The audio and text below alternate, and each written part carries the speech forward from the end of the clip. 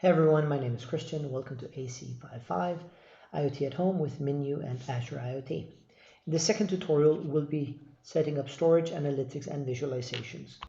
Let me briefly recap the architecture of the solution that we're building and the content of this tutorial. At home, we have 5 S1 sensors. They connect via Bluetooth to a Minew G1 gateway. That connects over the internet to Azure IoT Hub, and that was the content of the first tutorial. In the second tutorial, we'll be setting up storage, analytics, and visualizations, and thereby taking the data that comes into the IoT Hub through a Stream Analytics Job and output it into PowerBI and Blob Storage. We'll be going through 4 different steps in this second tutorial. First, there's a little bit of prep work that we need to do in Azure to set up a storage account and prepare for PowerBI. Then we'll set up our Azure Stream Analytics inputs and outputs. Then we'll define and run our very first query, and then we will go and create our first visualizations in Power BI. So those are the 4 steps we'll go through in this tutorial.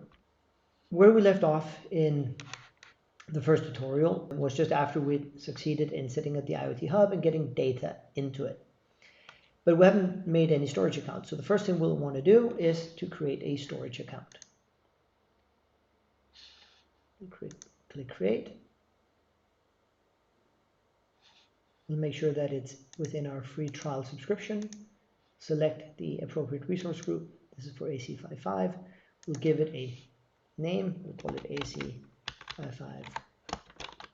That works. We'll put it into Western Europe, which is where my thing is. Standard, and we'll take general purpose, etc. Review. And now create. It'll take a few minutes to set up, and I'll pause the recording while we wait. Okay, so now our storage account has been created. We'll click Go to Resource, and then we'll create a container inside our storage account. Do that by clicking on Containers. And we'll click plus Containers, and we'll give it the container name. We'll call it AC55 Blob Storage, and then we click Create. So far so good. At this point in time, it's very useful that you go and log into your Power BI subscription.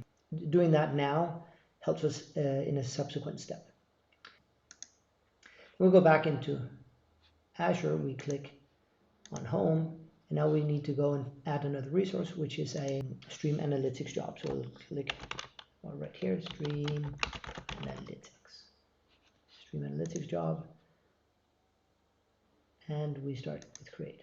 Please note that Stream Analytics Jobs are not free. Even when you have a free subscription, you will be charged. So be aware of that and make sure you stop the service whenever you do not need it. We'll call it AC55 Stream Analytics. Put in my free subscription. Put it in my AC55 resource group. We put in Western Europe. For this purpose, we only need one Stream Analytics unit, and we'll go hit Create. It'll take a few seconds to deploy, and I'll pause the recording while we wait. Now we're back, so we'll click Go to Resource. First thing we want to do is define our inputs. Click here, Add Stream Input. We'll take an IoT Hub. Open up a window, and over here we'll need to give it an alias. We'll call it AC55 Stream Input. We'll select it from the free trial subscription. It's already found an IoT Hub, consumer group, everything else will be default. And then we click Next or Save. Now testing. Pass the tests. Now let's go and create our outputs. We click Output on the pane on the left. Click Add. We'll create an output which is for Blob Storage. We'll need to give it an alias. We'll call it AC55 Blob.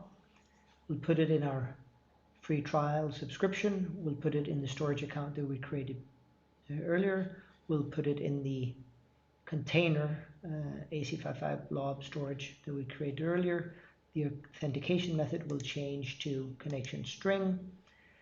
We will give it a path pattern. So we'll give it a path within the container, which is, consider it a folder. We'll just call it output. Over time, it'll follow this format with year, month, date. I want to create it in CSV format and then save. Now we'll go create a second output, which is for PowerBI. It'll then pop up and ask us to authenticate our PowerBI. This is why it's helpful to have it opened ahead of time. So we'll click authorize. I'll type login.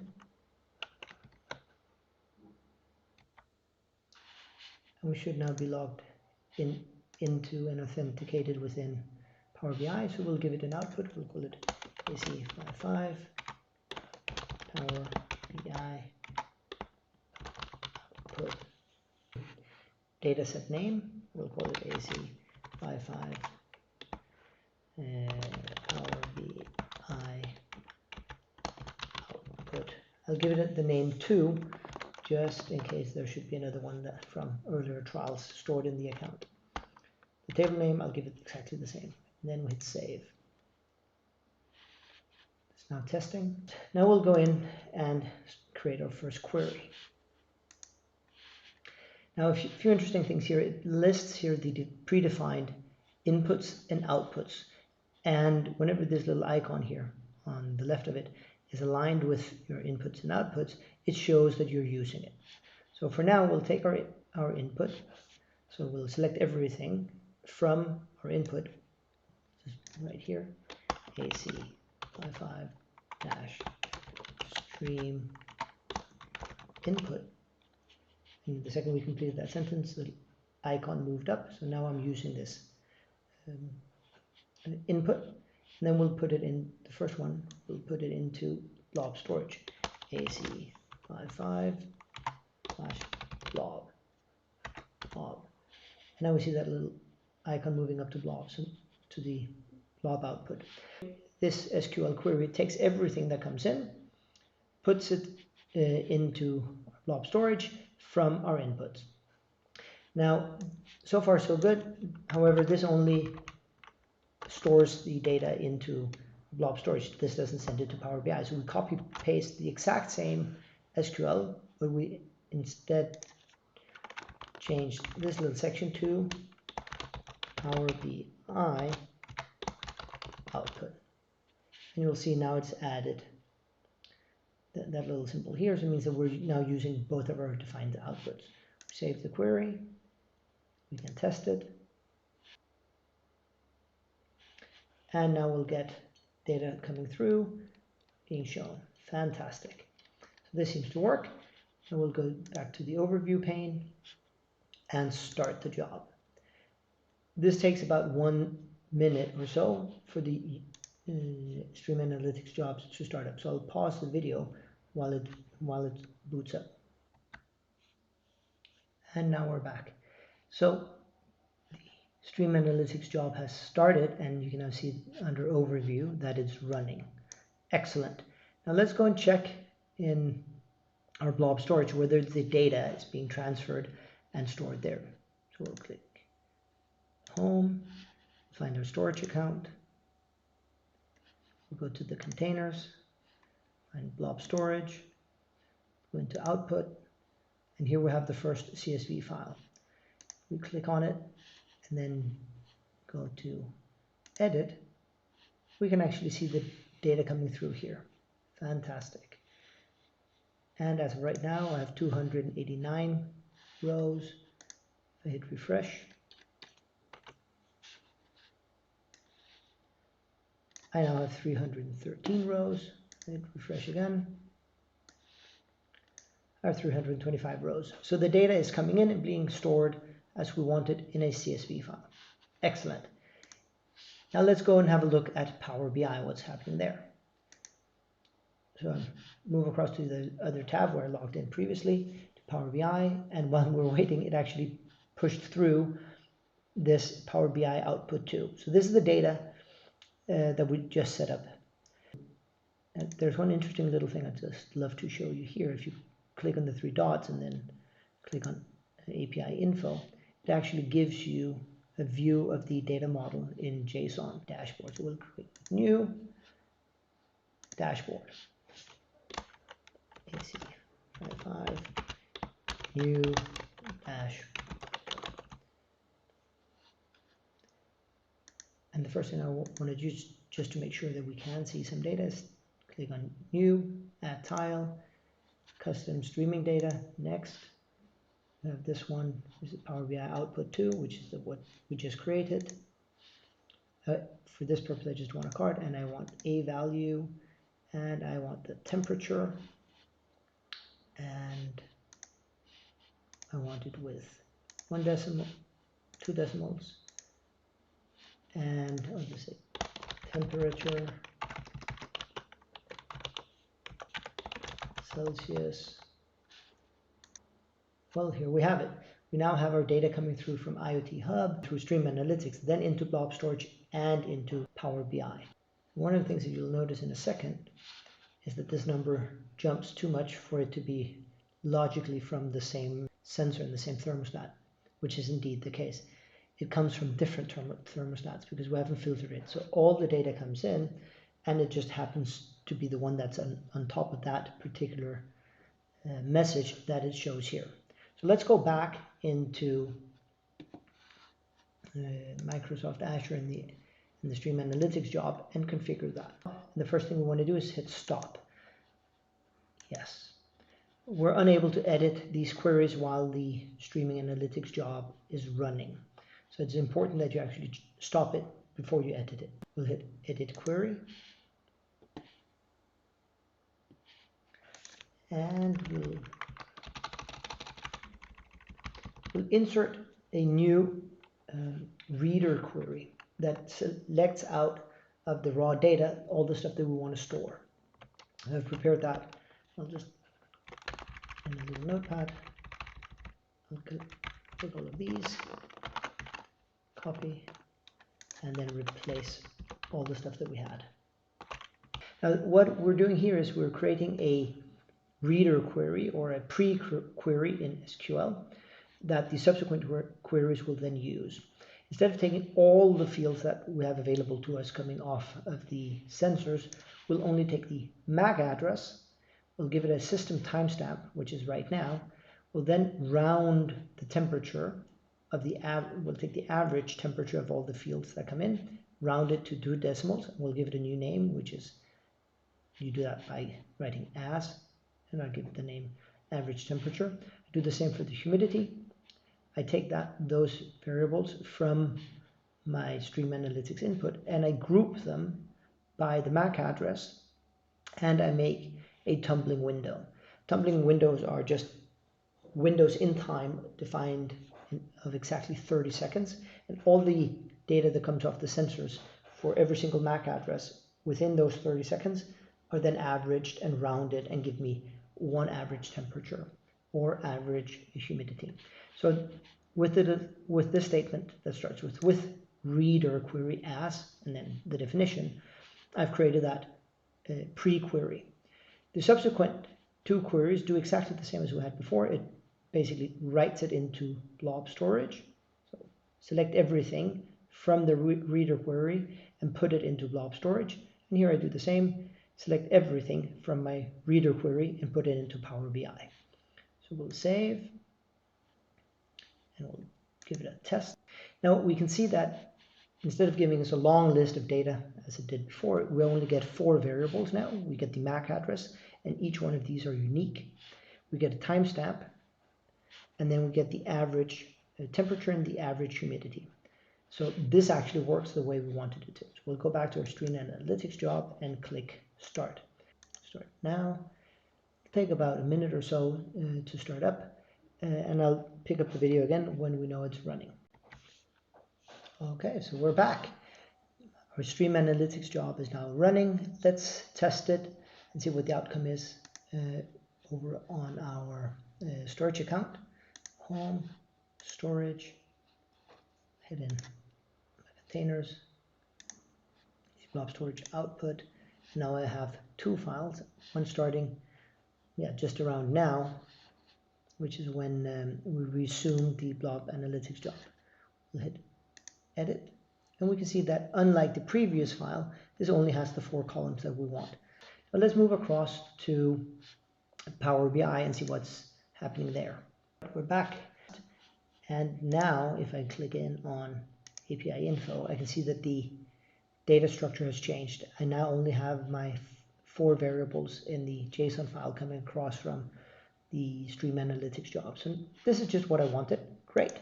So we'll go back and find my new dashboard, and this one we created just a minute ago. This will of course fail because there is now no longer a field called temperature. There's only one called average temperature. That's okay.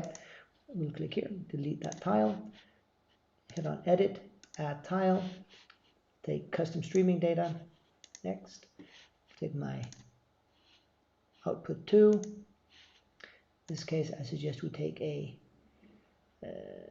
bar chart, and we, as the axis, this is the way we want to differentiate between different variables. We'll take the MAC address, and we'll just take values, temperature, and next, temp by MAC.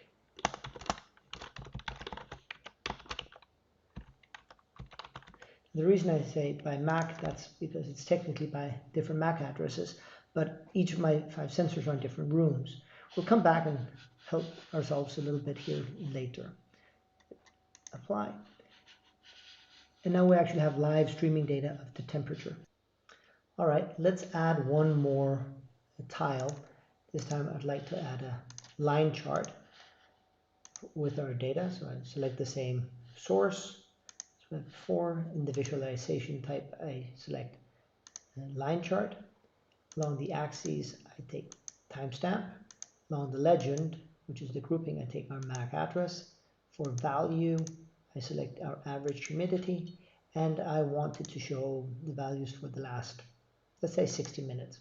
We don't yet have 60 minutes worth of historical data, so it won't show the full line chart. Here it pops up already. Right, next, and then we have humidity on MAC in %. So we now have the live stream data coming in. It's sorted by the MAC address, just as the chart over here, which is quite useless unless you actually can remember and differentiate these different MAC addresses. That's a topic I'll talk about in the next tutorial, and how we actually improve this so that this particular one becomes the bedroom, this particular one becomes the bathroom, or whatever's the relevant thing. I can tell you that this one, which is about 5 degrees, that's a sensor that's currently placed in my fridge, hence it's 5.66 degrees. One last thing I'd like to show you is if you click on edit, you can go to the mobile view, and we've just added this. We'll click here, and then it's added to the mobile view of the dashboard. So if you download Power BI on your phone and log in, you should be able to see the sensor data coming through in real time. We'll exit this, back to the web view, and with that actually we have concluded the content of this second tutorial. We've set up a storage account for the live incoming data, we've set up Stream Analytics, and we've done our visualizations in Power BI. Thank you for attending, and if I'm just going to give you a heads up on what's in the third and final tutorial, we'll be talking through how I can tweak the S1 sensors and the G1 gateway to get more relevant performance. I'll talk you through how you add reference data to your Stream Analytics queries so that, for instance, your MAC address is translated from whatever currently is to bedroom, bathroom, fridge. I'll show you a few more interesting Power BI visualizations, and then I'll set up sensor data quality. So stay tuned.